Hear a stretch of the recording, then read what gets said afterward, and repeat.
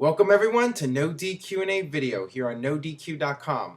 I would like to thank each and every one of you, the NoD crew, for checking out the show, subscribing, leaving feedback. You guys are awesome. With that being said, let's get right down to your questions. What did you think about Impact Wrestling this week, and will Ric Flair ever retire? Impact was a mixed bag for me this week. I wasn't crazy about the Ric Flair versus Sting match. In fact, the whole situation with Flair, Hogan, and Sting, when I saw them backstage, the thought going through my head was, wow, these guys were old 11 years ago. The whole thing to me, to put it in one word, was sad. That's the only way I can describe it. It was just sad. As far as Ric Flair retiring, as he says, he will never retire. And my guess is that he will probably die before he retires, and that's really sad to say. But as long as he's getting paid, he's just gonna keep going until he can't go anymore.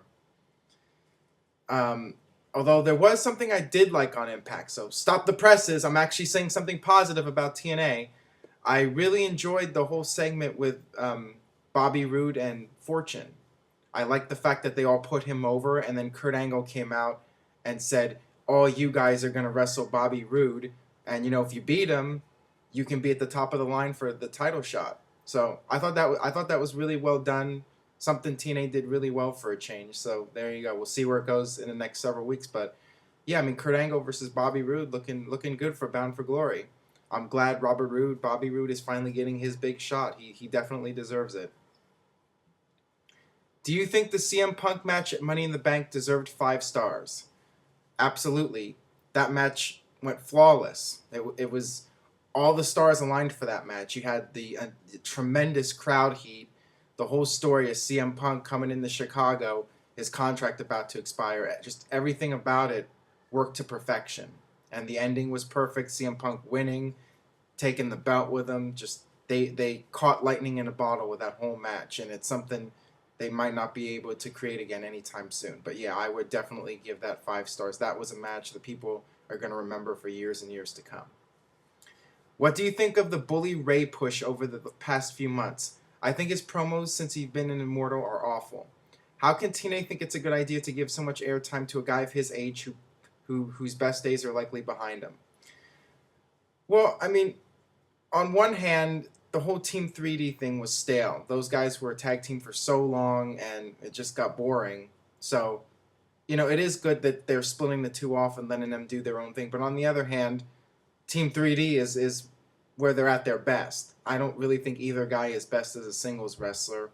And yeah, they're getting up there. So I'm not really crazy about Bully Ray getting this huge push. I mean, he's good on the mic, but I don't know. It's just, I'd like to see some new guys in the mix. I think he should be putting people over, not being the top guy and getting the wins over the younger guys. That's just my opinion. Hey Aaron, I was at the past Royal Rumble and loved the returns of Booker T and Diesel. I was just wondering, what are your top 5 favorite WWE returns debuts? My all-time favorite was Scott Steiner at Survivor Series in the Garden. Give me the fucking mic. That was awesome. Definitely Scott Steiner. Chris Jericho has to be at the top of the list. His debut in 1999, his return in 2007, Hulk Hogan's return, the NWO coming out. Just there's so many great returns that stand out to me, and those would be at the top of the list right there. What moments in wrestling made you cry, and not from laughter? I remember tearing up when Owen died, Ric Flair's WWE retirement, and HBK lost to Taker. Was amazing. And I do know I wasn't the only one. Also teared up during Edge's retirement. Well, Flair's was definitely emotional because you really thought he was going to retire, but of course he didn't. As far as Shawn Michaels goes, I actually didn't get that emotional because I figured this guy's probably going to wrestle again. And the ironic thing is that, well, Flair ended up wrestling again. Michaels is probably not going to wrestle again. So that was the ultimate irony right there. It's just the problem is that so many guys have had these false retirements that it's hard to believe it. But going back to your question, yeah, Owens was a really sad moment.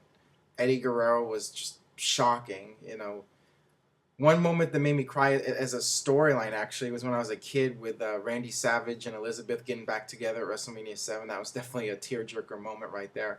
It's still sad watching it, that song or whenever I get teary-eyed just thinking about it. Hey Aaron, what do you think of the Gilbert character?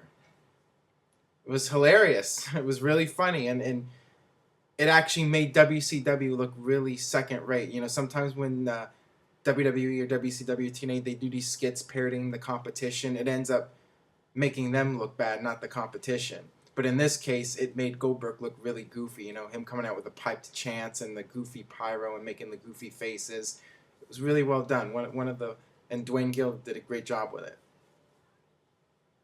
Hey Aaron, what are your thoughts on Jeff Hardy pleading guilty to drug charges?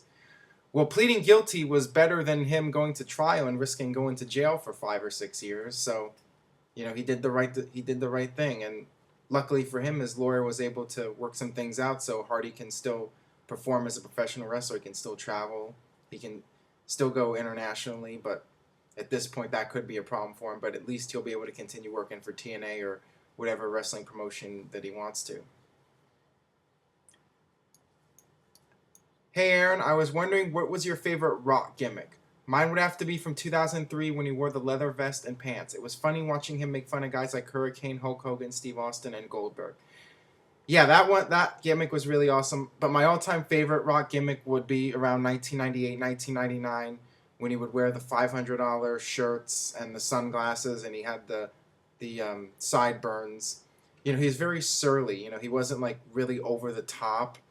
Like he always made those stern faces. But the thing I didn't like about like the 2002 Rock was that he would be just too crazy. He'd be like he acted like he had like 10 cups of coffee. He was so crazy and over the top. I mean, it was extremely entertaining, but I liked when Rock was a little bit more subdued back in 1998, 1999. That was my favorite Rock. So I was watching the Horseman parody by the NWO back in WCW, and I realized that the man Kevin Nash was charismatic. So the question is, can a person lose his wrestling ability with age, but how can he lose his charisma? Well, I think it's just getting older. You know, Kevin Nash, when you get up there, you forget things more often. It's harder to cut a promo or whatever. I just think it's age with Kevin Nash, quite frankly. Opinion on Kurt Angle versus Taz feud. Awesome way to debut Taz. Royal Rumble 2000 was just great.